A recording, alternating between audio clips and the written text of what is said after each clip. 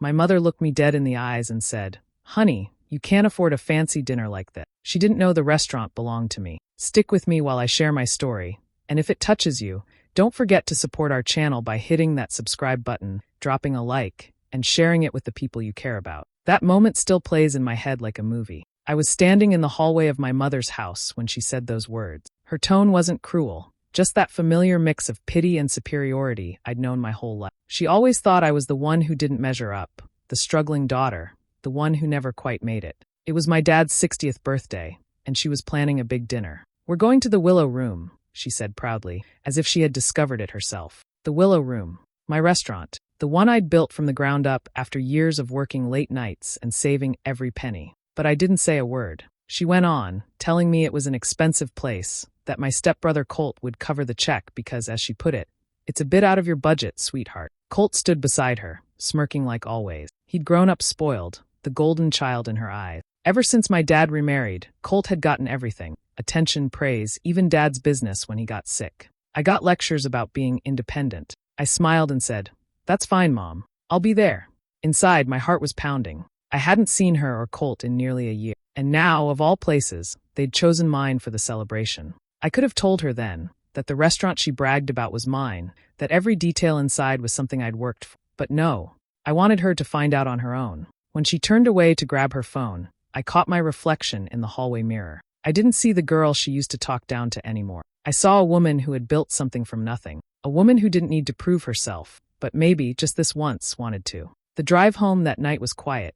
My mind replayed every moment she'd told me I wasn't good enough, every time she'd chosen Colt over me, every word that made me feel small. And now, without her even realizing it, she had walked right into the world I created. I didn't plan revenge. I just wanted truth, the kind that didn't need shouting, just showing. I would sit at that table, let them talk, let them assume, and when the right moment came, I'd let the truth unfold naturally. That dinner would be more than a birthday celebration. It would be a quiet storm years in the making, the moment my mother would finally see me for who I really was. When I think about my family, it always comes back to the same feeling, standing just outside the circle, watching everyone else belong. That started early. My mother, Darlene, had a way of making Colt shine. He was her pride, her proof that she'd done something right in life. And me? I was the quiet one in the corner, the one she said needed to learn responsibility. Dad tried to keep things fair, but it was a losing battle. Darlene had a soft voice that could twist any argument. Whenever I got good grades or saved money, she'd smile politely, then tell me not to get ahead of myself. But if Colt bought a new jacket or scored a goal at school, she treated him like a celebrity. I used to think she just saw potential in him. Later, I realized she saw control. When Dad got sick, the house changed. The smell of medicine, the sound of machines, everything felt smaller. Darlene took over his paperwork, always saying she was helping him rest. She handled his accounts, his company, his savings. I didn't question it. I trusted her. But one day, I overheard her telling Colt, "Your future is safe now." That was the first time I felt the ground shift beneath me. After Dad passed, I learned what she'd done. She had convinced him to sell his small business, saying it was too stressful for him to manage. The money went into family investments, which really meant Colt's trust fund. When the lawyer read the will, my name was barely there. I got a box of old photos and Dad's watch. Everything else, the house, the accounts, the assets, went to Darlene and her son. She told me it was for the best. "You're not ready to handle that kind of money, Ava," she said, touching my arm like she was comforting me. "You'd only waste it." I remember nodding, pretending I didn't care, but I felt something burn inside me that day, something that never went out. While Colt bought a new car and talked about taking trips to California, I worked nights at a diner, mornings at a bakery, and weekends cleaning offices. Every paycheck went toward rent, school, and the dream of something better. There were nights I came home with blistered hands and empty pockets, but I refused to ask for help. I wanted to earn my life on my own terms. I used to think love from family was unconditional. I learned that, for some people, it comes with conditions written in fine print: loyalty, silence, obedience. I couldn't give her those anymore, so I gave her distance instead. And in that space, I built something she never expected, a version of myself that didn't need her approval to exist. That betrayal didn't break me. It built the fire that carried me forward, the fire that, one day, would lead me to own something she thought I'd never deserve. Seattle was a gray city, always covered in mist, and somehow it matched the way I felt when I first arrived. I came with 2 suitcases, a few savings, and no plan beyond finding work. The first job I landed was as a line cook in a narrow kitchen that smelled of garlic and burnt toast. It wasn't glamorous, but it was a start. I kept my head down, learned the rhythm of the place, and memorized everything. How the head chef plated dishes, how the servers talked to guests, how the manager handled suppliers. Every night after closing, I'd stay behind to wipe counters or restock, pretending it was to help. Really, I just wanted to listen. The owner, Mr. Grayson, was a quiet man with silver hair and a habit of humming while counting receipts. He noticed how I watched things. One night he asked, "You studying me, Ava?" I told him, "I'm studying success." He laughed, but after that, he started teaching me little lessons about costs, timing. I soaked up every word. I didn't spend money. My apartment was a one-room walk-up with a leaky sink and a mattress on the floor. My clothes smelled like onions most days, but I was saving. Every spare dollar went into an envelope labeled someday. When other cooks went out after shifts, I went home and read books on management and hospitality. I wasn't dreaming of fame. I was building a map, one shift at a time. Years passed, and the kitchen became my second skin. I moved up from line cook to sous chef, then assistant manager. Mr. Grayson began trusting me with the books, the menu, even the hiring. He'd lean on me when things got busy, saying, "You've got instincts, kid." I didn't realize it then, but he was watching me the way a father watches a child find her footing. One winter evening, he called me into his office. "I'm retiring," he said simply. I froze, thinking I was about to lose everything. But then he slid a folder across the desk. "I want you to take it." Inside was the purchase agreement for the restaurant. He offered me a fair price and time to pay it off. My hands shook as I signed the papers. For the first time in my life, something truly belonged to me. After the sale, I renamed it the Willow Room. I spent months redesigning every corner, soft lights, green walls, small tables that invited quiet conversation. I wanted people to feel calm, seen, and cared for. Within 3 years, word spread. Reservations filled weeks ahead. Critics called it one of the city's best-kept secrets. I never told anyone from my past. Every night, when the doors closed and the lights dimmed, I'd stand by the window watching the rain slide down the glass. It wasn't pride I felt. It was peace, the kind that comes from knowing no one handed you a thing, and yet you built something beautiful anyway. It was a quiet morning in my office, the kind where the air felt still, and the only sound came from the hum of the espresso machine in the next room. My phone buzzed, a number I hadn't saved but knew instantly. Darlene. I hesitated before opening it, expecting some polite formality, maybe a forwarded message or a short reminder about something meaningless. But the first line stopped me cold. "Your father's 60th is coming up. Colt and I are hosting dinner. We'll be at the Willow Room." I read it twice, my pulse picking up with every word. Of all the restaurants in the city, they had chosen mine. The irony was sharp enough to taste. I leaned back in my chair, staring at the message. The Willow Room, the place I had built with everything they said I didn't have, would now host the people who once took everything. Before I could even react, another message appeared. "Please don't feel pressured to come, hun. It's a bit pricey. Colt's taking care of the bill." That line made me laugh, quiet and bitter. She still thought of me as the girl who couldn't afford to sit at her own table. I should have ignored it, deleted it, and gone on with my day. But I couldn't. Something inside me shifted. Not anger exactly, but a kind of steady calm that only comes when the past circles back to your doorstep. For a long minute, I just sat there, staring at the blinking cursor in the text box. I thought about every time she had looked through me like I wasn't enough, about Colt's smirk when he called me the waitress. As if that were an insult. I thought about the long nights I'd spent working until dawn, the empty apartments, the quiet meals eaten standing over a sink. All of it had led here. And now, they were walking straight into my world, completely unaware. My first instinct was to refuse. I had no reason to sit through another night of their judgment. But then another thought formed. Not revenge, not pride, just a quiet certainty. I wanted them to see what I had built, not through words or arguments, but through the atmosphere, the food, the respect of my staff. I wanted them to sit in the warmth of a place they believed I wasn't capable of creating. I typed one word back. "I'll be there." Then I set my phone down, staring out the window as rain streaked across the glass. For the first time, the thought of facing them didn't make me small. It made me steady. The dinner wouldn't be about proving anything. It would be about standing in the same room with the people who once defined my limits, and letting them see, quietly and unmistakably, that those limits had never belonged to me. The evening air was cool, the kind that carried a faint chill, but smelled faintly of rosemary and rain from the nearby garden. I arrived at the Willow Room before anyone else, the sky still holding a trace of daylight. I wanted time to breathe, to prepare myself for what was about to unfold. Inside, the lights were soft, the candles already flickering on each table. Everything looked perfect, exactly how I had designed it. I wore a dark green dress, simple and clean, something that didn't draw attention but still carried quiet confidence. The hostess smiled as soon as she saw me. "Good evening, Ms. Lane," she said softly. I nodded, and before she could ask, I reminded her of the plan. "Tonight, I'm just a guest," I whispered. She smiled again, understanding completely. The staff knew what tonight meant without me having to explain. I chose a table near the window, one that gave me a full view of the dining room, but felt private enough to sit in silence for a few moments. I watched the way my team moved, calm, precise, respectful. It filled me with quiet pride. This was mine. Every detail, every sound, every smile. The door opened 20 minutes later. Darlene stepped in first, her perfume reaching me before her voice. Colt followed, his grin loud and careless as always. They stopped for a second when they noticed me sitting alone. My mother's brows lifted, surprise flashing across her face before settling into polite irritation. "Oh, Ava," she said, her tone dripping with false warmth. "You're early. I didn't think you'd want to come by yourself." I stood to greet them, keeping my expression calm. "I like being early," I said simply. As we waited for the server to bring menus, I caught the whisper between her and Colt. "That dress looks like something from a clearance rack," she muttered. Colt chuckled under his breath. "At least she's trying," he said. I pretended not to hear, just took a sip of water and smiled faintly. The sting didn't land anymore, not tonight. When the server approached, he turned to me first. "Good evening, Ms. Lane," he said with a small bow of his head. Darlene's eyes flicked toward him, puzzled. Colt smirked.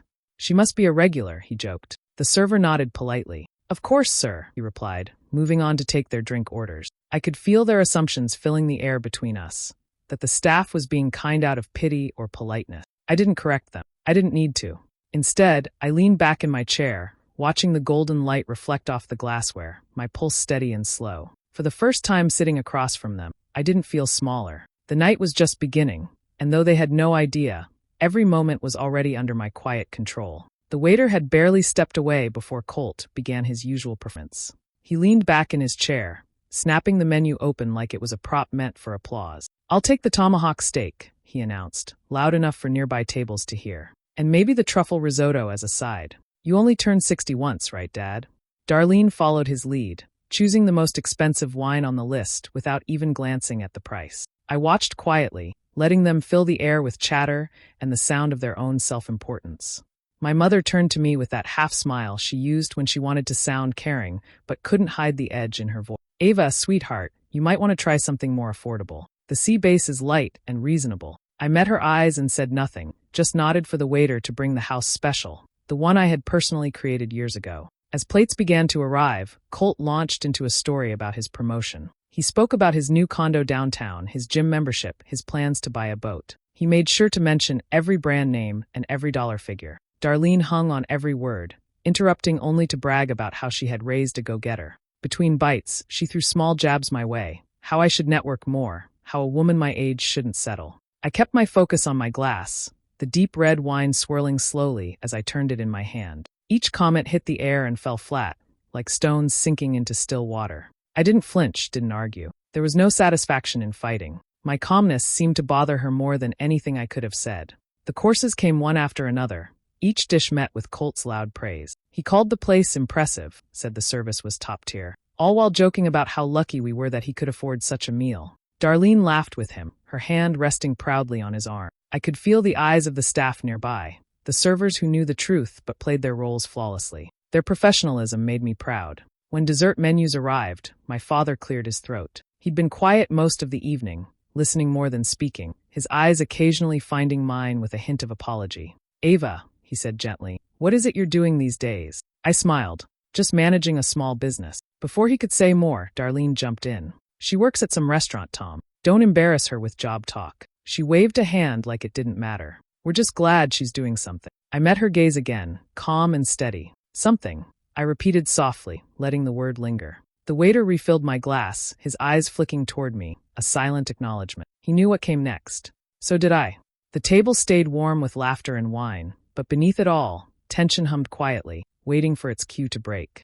The plates were nearly empty when Colt leaned back in his chair, tapping his fingers against the table like a man waiting to be applauded. "That was incredible," he said, stretching with a satisfied sigh. "Best meal I've had in years."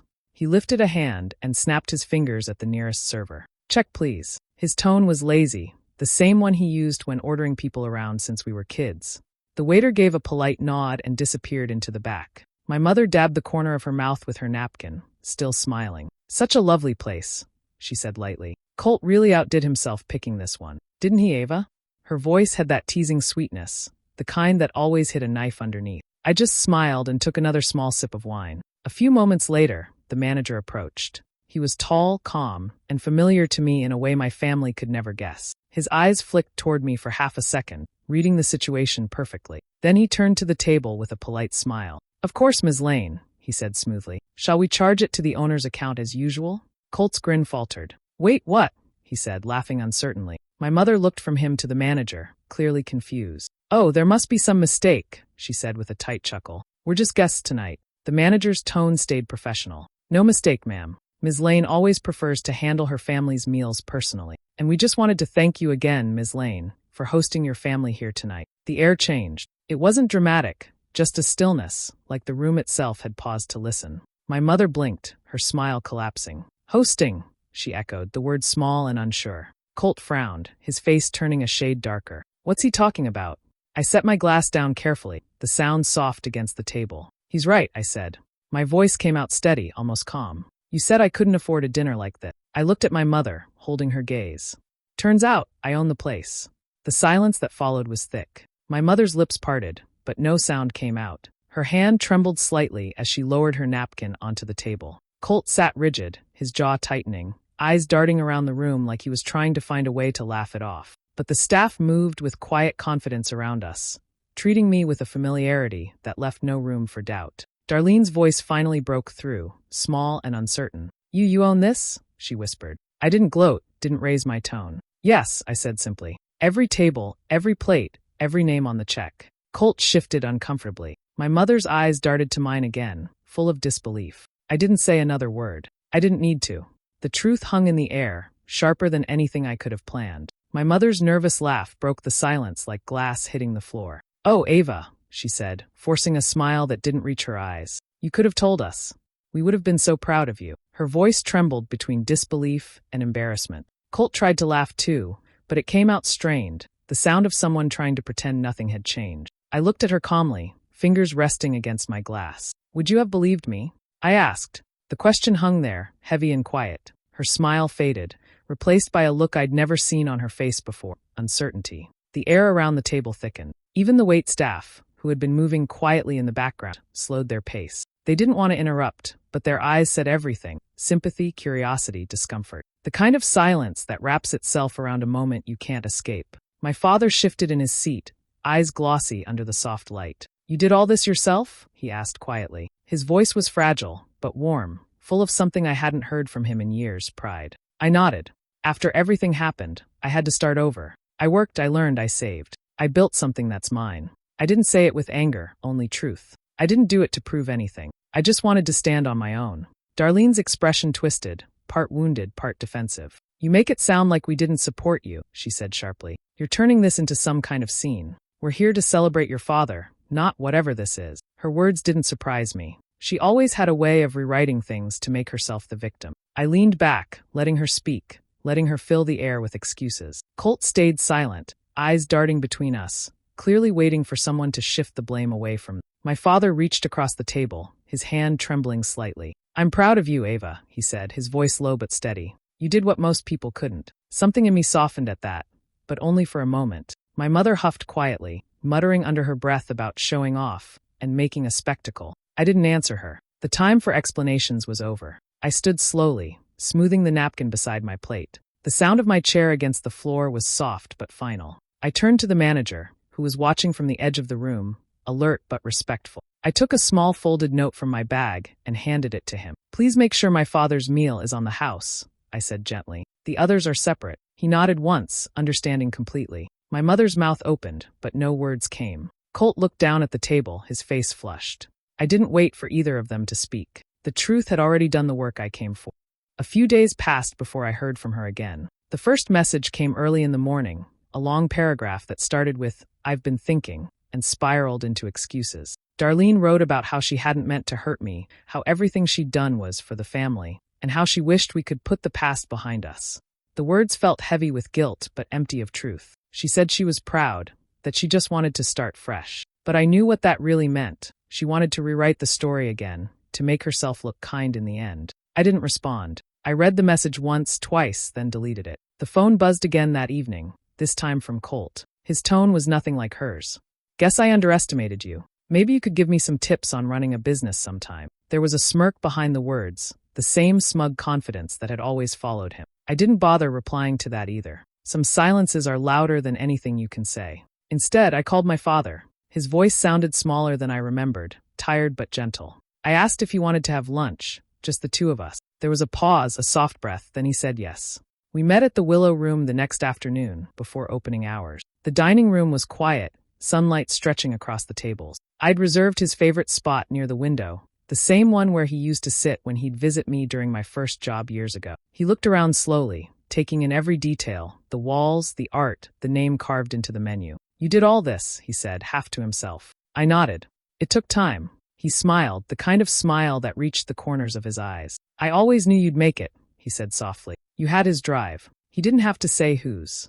I heard my father's name in the space between the words. We talked for hours, not about the past, but about small things, how he'd been spending his days, what dishes he liked best, stories from when I was little that I'd forgotten. The conversation felt easy, natural, like breathing after holding it for too long. When he finished his meal, he reached across the table and took my hand. I'm proud of you, Ava, he said quietly. You didn't just survive. You built something worth being proud of. The lump in my throat was sharp, but I managed a small smile. For the first time in years, I didn't feel like I was trying to prove anything. As he left, I stayed seated, watching him walk through the doorway with the same careful steps I remembered from childhood. The restaurant was still, filled with afternoon light. For once, the quiet didn't feel lonely. It felt like peace, the kind that finally settles when you stop needing anyone else to see your work. It was months before I heard anything about them again. The news came through an old neighbor who stopped by the restaurant one afternoon. She mentioned it casually, like small talk. Colt had made a sure-thing investment that went wrong.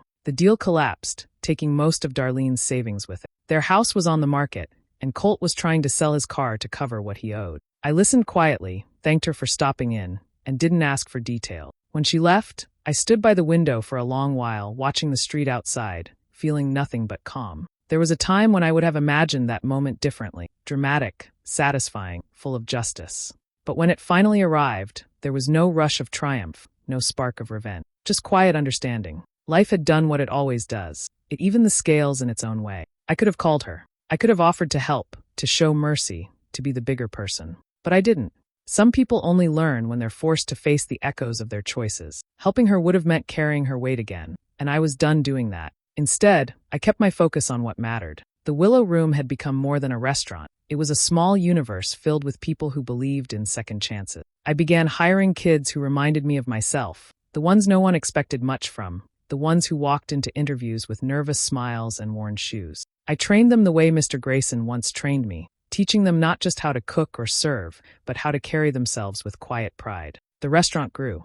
We opened a second location across town, smaller but warm, filled with the same glow of candles and soft laughter. Every night I walked through the dining room before closing, checking the tables, running my fingers along the smooth wood I'd chosen myself. The sound of the last chair being pushed in always felt like punctuation, the kind that ends a long chapter. One night, long after the final guest had gone and the kitchen lights dimmed, I lingered at the doorway. The scent of rosemary and smoke still hung in the air. I looked around the empty space, the walls, the quiet tables, the reflection of light against the glass, and felt a stillness settle over me. Revenge hadn't come from watching them fall. It had come from standing here, whole and steady, surrounded by something real. They had taken pieces of me once, but I'd built something that couldn't be taken away. I turned off the last light and locked the door. The street was silent except for the faint hum of passing cars. I slipped my keys into my coat pocket, took one last glance at the sign above the door, and smiled. Not for them, but for the life I had finally made my own. Hey besties,